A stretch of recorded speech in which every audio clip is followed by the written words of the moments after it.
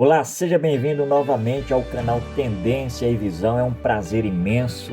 Eu estou aqui mais uma vez para publicar um conteúdo teológico da Palavra de Deus. Essa nossa pré-aula da Escola Bíblica Dominical é uma satisfação imensa. Eu já quero te dar um recado aqui.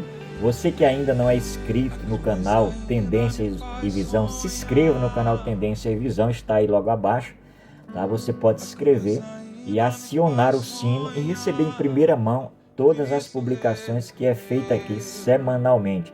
Não só o conteúdo teológico, como também vídeos motivacionais, aonde também te dará uma motivação naquilo que você está pensando, naquilo que você está planejando.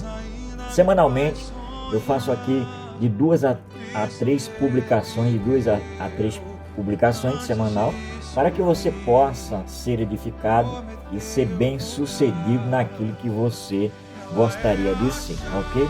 Então, eu já quero convidar a você aqui nesse momento, onde eu estarei ministrando aqui o ensino da Palavra de Deus. Você que é professor, compartilhe essa aula com seus alunos, mas não deixe de incentivá-los, não deixe de motivá-los a assim fazer com que a palavra de Deus seja disseminada, tá? Então compartilhe esse link para quantas pessoas você puder, para que você possa assim estar contribuindo para o crescimento espiritual de muita gente. Isso faz muito sentido e com certeza você estará ajudando centenas de pessoas, tá?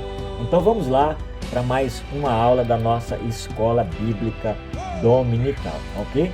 Nós estamos estudando esse trimestre a nossa Escola Bíblica Dominical. É muito importante pensarmos nisso, tá? É um tema muito relevante que nós estamos estudando, pois é os princípios divinos em tempos de crise, tá? E essa, na verdade, a revista veio nesse trimestre, nesse terceiro trimestre, acalhando com todos os parâmetros de problemáticos que estamos vivendo, de crise na atualidade. É a realidade da nossa lição, tá? E nós temos 13 lições importantíssimas, tá? E 3 lições importantíssimas, onde nós estamos trabalhando semanalmente.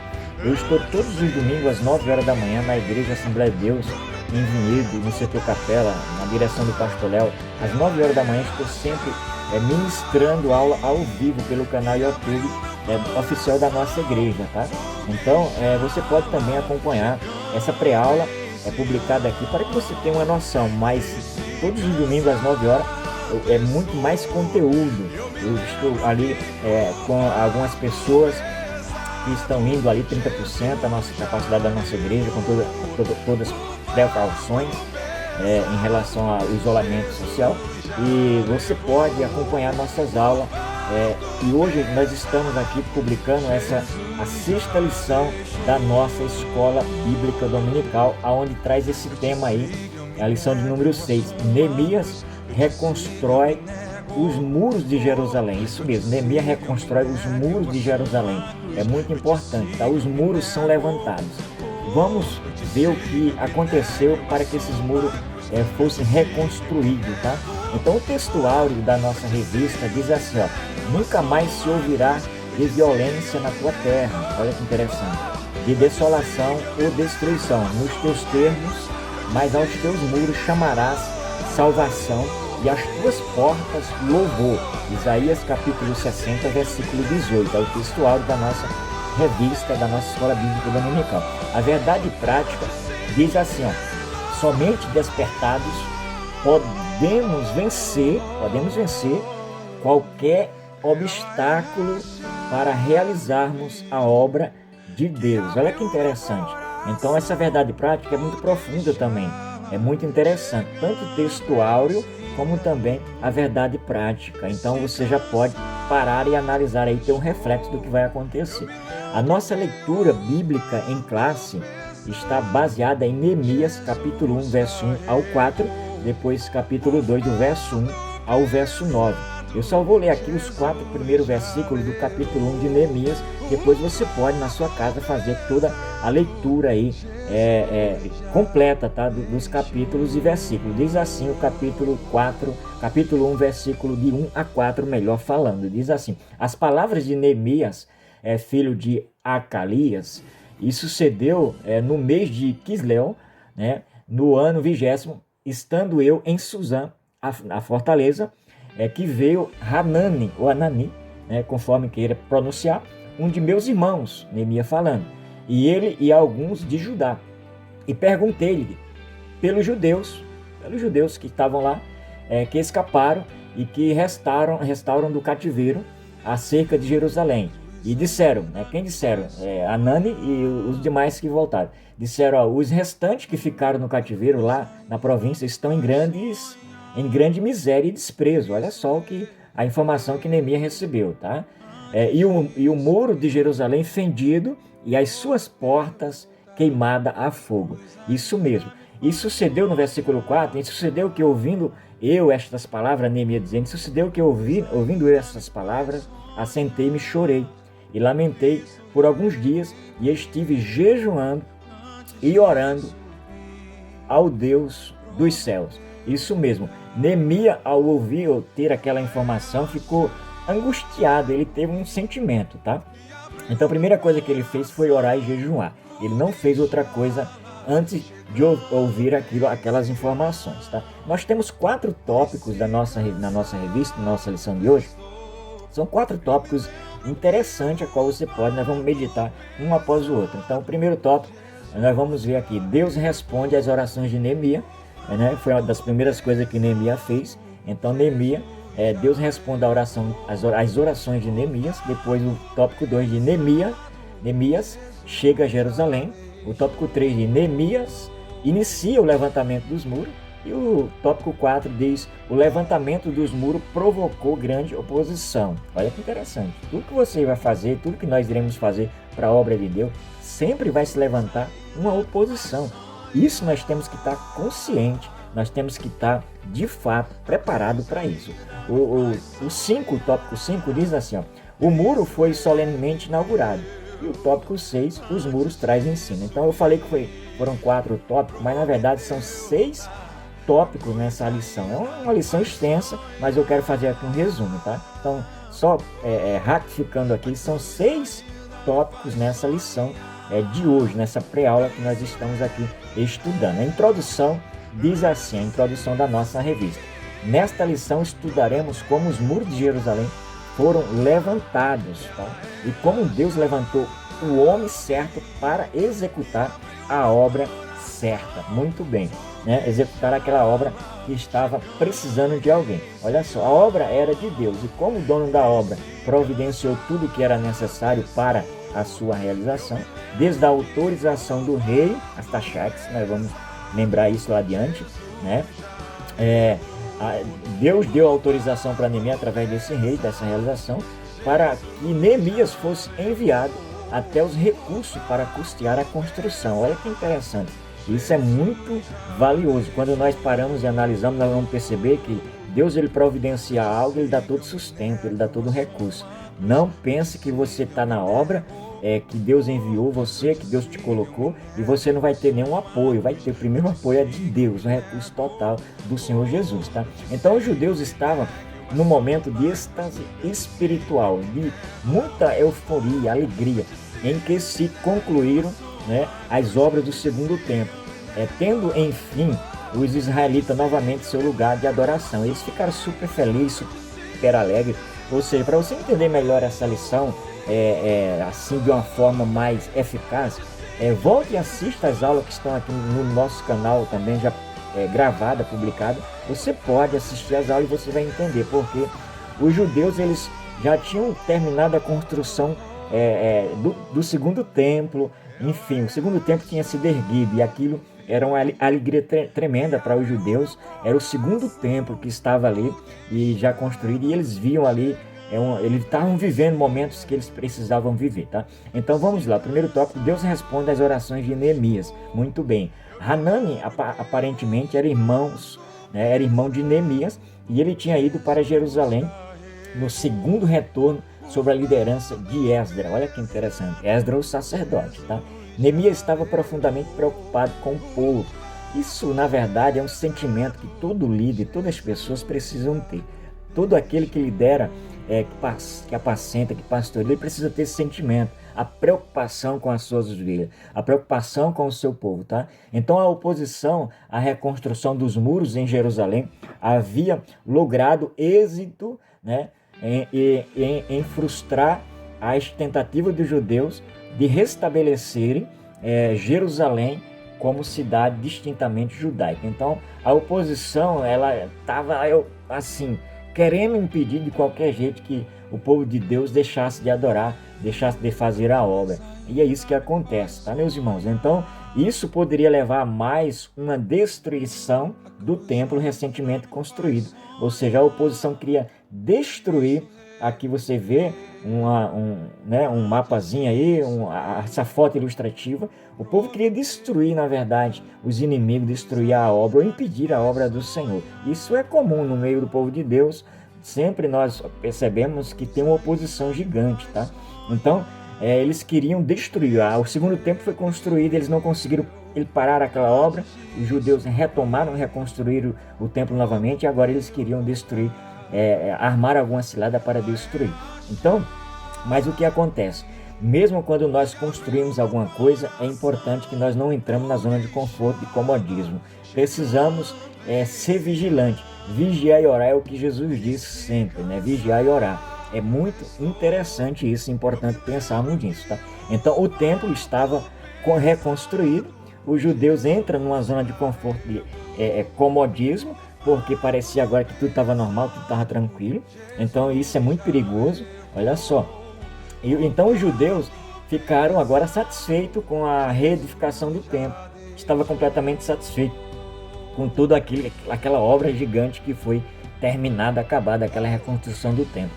Então os judeus não se preocuparam, meus irmãos e amigos, em reconstruir a cidade de Jerusalém. Eles apenas reconstruíram o templo, mas eles deveriam reconstruir tanto o templo como também a cidade e reedificar os muros também. Então o que era fundamental até para que se desse ali a devida segurança ao templo, mas eles não se preocuparam.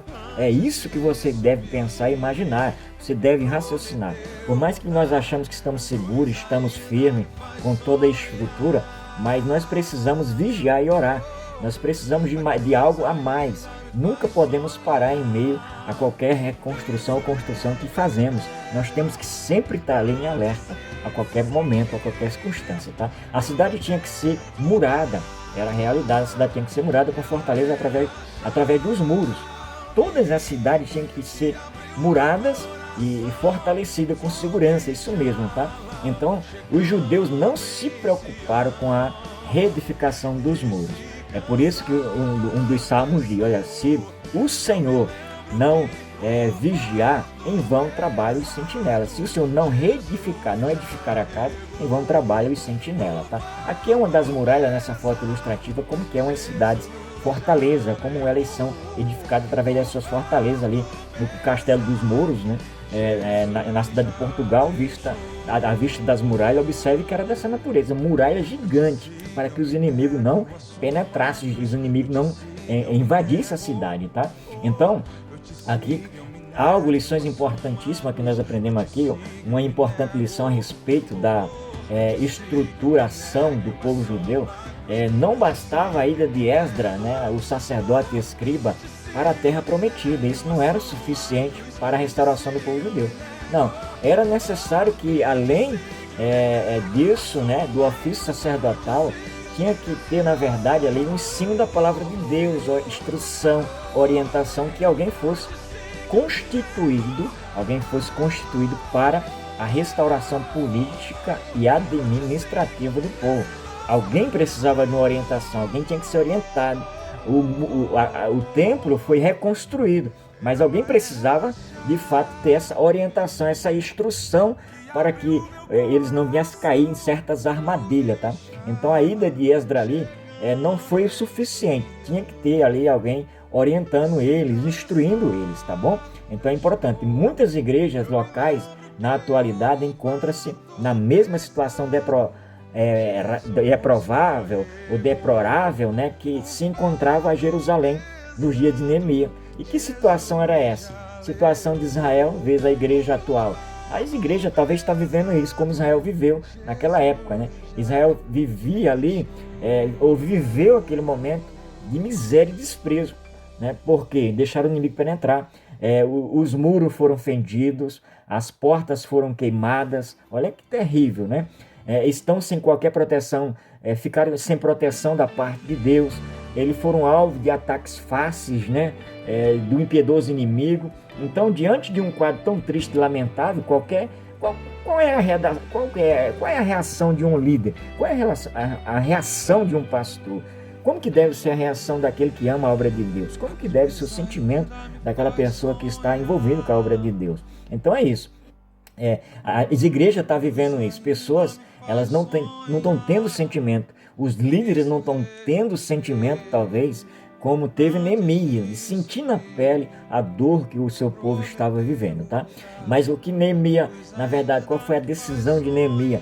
O que ele, na verdade, a posição que ele tomou, ele percebeu que a crise, apesar do desconforto, meus amigos e irmãos, do desconforto que ela traz uma grande oportunidade, né? Abre-se grandes portas, oportunidade gigante. Então a crise, apesar do desconforto, ela traz um despertamento para uma tão grande oportunidade que assim nós podemos crer. É a realidade. Então Neemias entendeu que estava vivendo um momento de crise, mas ele entendeu também que a crise trouxe ali, provavelmente, algo extraordinário para ele. Tá? Então, qual é a reação de Neemias nesse cenário, diante desse episódio? Neemias, ele se angustia, ele ora, ele jejua, tá? E Deus despertou em Neemias uma profunda angústia pela situação que o seu povo estava vivendo. É a realidade, né? Que morava em Judá. Então, Neemias começou a jejuar e orar. Ele não aceitou aquilo, tá? Então, o que fez Neemias, no capítulo 2, verso 18, você pode ver: então lhes declarei como a mão do meu Deus, olha só o que diz a Bíblia, Neemias capítulo 2, verso 18, como a mão do meu Deus, né, foi favorável para mim, e como também as palavras do rei que tinha dito. Então isso é muito importante. Neemias teve um despertamento. É isso talvez que você precisa ter. Você que é um líder, você que é um pastor, precisa ter esse despertamento, esse sentimento. Qual é a reflexão para todos nós, e principalmente nós que somos líderes, somos obreiros, somos pastores, somos estamos na linha de frente? Qual é a reflexão? O comportamento de Neemias deve refletir em todo servo de Deus, e principalmente nos que exercem, nós que exercemos cargo de liderança e tem amor à obra de Deus. Isso é interessante, é muito bom pensar nisso, tá? Então, que não estejamos preocupados, que nós não devemos estar preocupados nas coisas efêmeras, mas nas coisas que na verdade perduram, nas almas necessitadas da palavra de Deus. As pessoas precisam ouvir a palavra de Deus, você precisa ensinar a palavra de Deus. É o que Neemias, na verdade, foi lá orientar e reconstruir os muros, tá? Então Neemias chega em Jerusalém. Olha só, uma lição profunda aqui que nós vamos aprender. Neemias faz um levantamento da situação real dos muros, saiu de noite na companhia de poucas pessoas, convidou alguns amigos com ele, né? Sem dizer para ninguém qual era o objetivo que ele estava fazendo em Jerusalém. Primeira coisa, né? Olha só, é muito profundo, isso é válido para todas as nossas vidas, tá? No mundo corporativo nós usamos um outro nome, em questão da situação que uma empresa vive, por exemplo. É mapeado a situação financeira da empresa, mapeado a situação de problema da empresa e etc. Neemias fez isso, ele mapeou o cenário, tá? Ele mapeou tudo o que estava acontecendo em Jerusalém. Para primeiro começar uma obra, nós vemos que o posicionamento de um líder é isso, ele mapeia a situação atual e aí ele pode começar. O que eu tenho observado nesses últimos dias, eu já tive alguns pastores, né? Que eu sou do Ministério Belém, Assembleia de Deus, na cidade de Vinhedo, Capela, tá? Mas eu já passei por vários pastores, morei na cidade de Campinas, enfim, o que acontece? Quando trocava-se de pastores, os pastores eles não tinham preocupação, os líderes eles não tinham uma preocupação, é apenas uma experiência que eu estou compartilhando com vocês, né? Não é uma questão de crítica desconstrutiva de forma alguma, para deixar bem claro, mas eu vivenciei isso. O que acontece? Os pastores, os líderes chegavam na igreja, a primeira coisa que eles faziam, se tinha um piso bonito, ele não se agradava, trocava o piso da igreja. Ele já mudava a fachada da igreja, mudava banco da igreja, enfim, estava tudo perfeito aos nossos olhos, mas quando ele chegava, em vez dele fazer um mapeamento, priorizar as necessidades, não, queria trocar tudo, o outro deixou tudo certinho, né, passou a igreja, o bastão para ele, mas eles querem fazer do jeito dele. Ao contrário, Neemias, ele fez um mapeamento. Fica aqui uma lição para nós líderes, para você pastor, que você consiga fazer um mapeamento de toda a necessidade da sua igreja, do que está acontecendo, para que você possa fazer alguma mudança e reconstruir alguma coisa. Tá? Neemias fez isso. Ele mapeou a situação da cidade e aí trouxe algo extraordinário. Ele fez um planejamento estratégico, ele queria atingir um alvo. Tá? Neemias iniciou o levantamento dos muros. Então o que Neemias fez? Um planejamento estratégico. É isso que talvez você precise fazer na onde você está liderando. Neemias faz um planejamento estratégico. Então Neemias dividiu a tarefa de construção em partes, tendo cada parte de uma porta simultaneamente lado a lado. Então o que Neemias fez? Um planejamento estratégico. Ele tinha um alvo para acertar, ele tinha uma meta definida. Isso mesmo, olha só, uma meta definida. O que acontece? Aí Neemias agora ele planeja, faz um planejamento. É isso que todo líder precisa fazer na obra que ele esteja executando. Tá? O papel do líder é isso. Conforme a obra anda, o povo vai sentindo talvez cansaço, um peso tremendo. Então parece que a outra metade começa a ficar difícil de ser realizada. Ou seja, a obra vai continuando e você precisa agora fazer um planejamento, compartilhar isso. Você não consegue sozinho carregar essa carga pesada. Um líder nato, ele deve conduzir os seus liderados sempre motivados, perseverantes, mantendo o mesmo ânimo e a disposição para levar a cabo daquilo que foi iniciado. Ou seja, ele quer executar alguma obra, então planeje, faz tudo certinho. Isso é o papel do líder. Ele tem que enxergar longe. O líder ele precisa ver a distância, o perigo, e ele tem que dar uma segurança às pessoas, ele tem que enxergar. Esse é o papel do líder principal, tá? Neemias é fantástico, isso traz lições. Essa lição de hoje é extraordinária para um posicionamento de liderança, tá? O levantamento dos muros provocou grande oposição. Então é iniciada a edificação dos muros, e se levanta quem? Sanbalate e Tobias. Indignaram-se grandemente e usaram várias estratégias para fazer parar a obra. Olha só, e se não tiver um líder na linha de frente, vai desanimar o povo, com certeza. Uma cidade sem muros está sujeita à invasão inimiga, e foi isso que Neemias enxergou. Não bastava somente o templo estar construído e todo mundo estar lá adorando a Deus, não. Tinha que ter algo em volta, ou proteção, na verdade, que desse segurança para o povo, tá? Então Neemias começa a levantar os muros, e isso provoca uma grande oposição terrível, né? Mas Neemias tinha uma meta a atingir. A liderança tem que ter meta, a liderança tem que trabalhar em equipe, a liderança tem que ter foco. Então Neemias tinha um foco, tem que ter qualidade no trabalho, fazer uma coisa bem feita, fazer uma programação bem feita, tem que ter um planejamento bem intensificado, tem que ter estratégia acima de tudo, tá? Neemias é uma referência de liderança fantástica, tá? E a reconstrução dos muros de Jerusalém começa a reparação das portas. Observe que o pessoal estava engajado, mas a liderança ele precisa ter esse mapeamento e essas metas aí em pauta para que possa atingir o que ele na verdade pretende, tá? O muro foi solenemente inaugurado.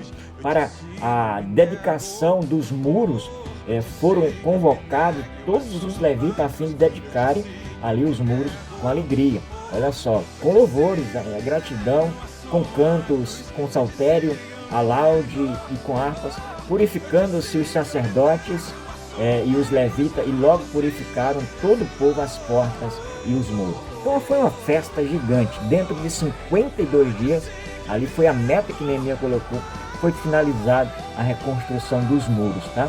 Olha só, os muros trazem ensino tremendo também. Os muros e os portões ou as portas da cidade referem-se à proteção divina que o Senhor lhes dispensará.